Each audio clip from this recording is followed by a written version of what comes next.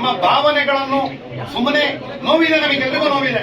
ಆ ನೋವನ್ನು ಹಿಡ್ಕೊಂಡು ನಾವು ಮತ್ತೊಂದು ಮಾಡಿದ್ರೆ ಇನ್ನಷ್ಟು ಕಿರಿಕಿರಿಗಳನ್ನು ಸೃಷ್ಟಿ ಮಾಡೋದು ಬೇಡ. ನಾವು ಒಂದು ಶಿಸ್ತಿನ ಪಕ್ಷದ ಕಾರ್ಯಕರ್ತರು, ಪಕ್ಷದ ನಿರ್ದೇಶನಕ್ಕೆ, ನಾಯಕರ ನಿರ್ದೇಶನಕ್ಕೆ ಸರಿಯಾಗಿ ನಾವು ನಡೆಯುವ, ಏನು ತೊಂದರೆ ಇಲ್ಲ. ದಯವಿಟ್ಟು ಈಗ ನಾವು ಹೊರಗಡೆ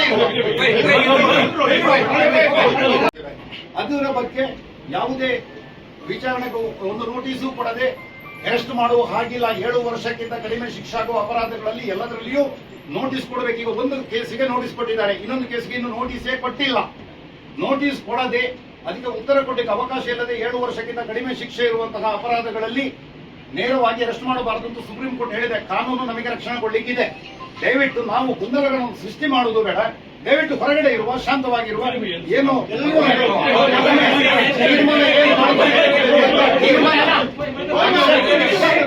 ಎರಡು ರೀತಿಯಲ್ಲಿ ಕಾನೂನಿನ ವಿಚಾರಗಳಿಗೆ ಸಂಬಂಧಪಟ್ಟ ವಿಮರ್ಶೆ ಮಾಡಿ ಪಕ್ಷ ಮತ್ತು ಪಕ್ಷದ ನಾಯಕರು including code of conduct violate ಮಾಡಿ ಭಾರತ್ ಬಿಡಿ ನೋಡಿ, ಫೋಟೋಸ್ ನೋಡಿ ನೋಡಿ ಸರ್. ನೀವು ಪಕ್ಷದ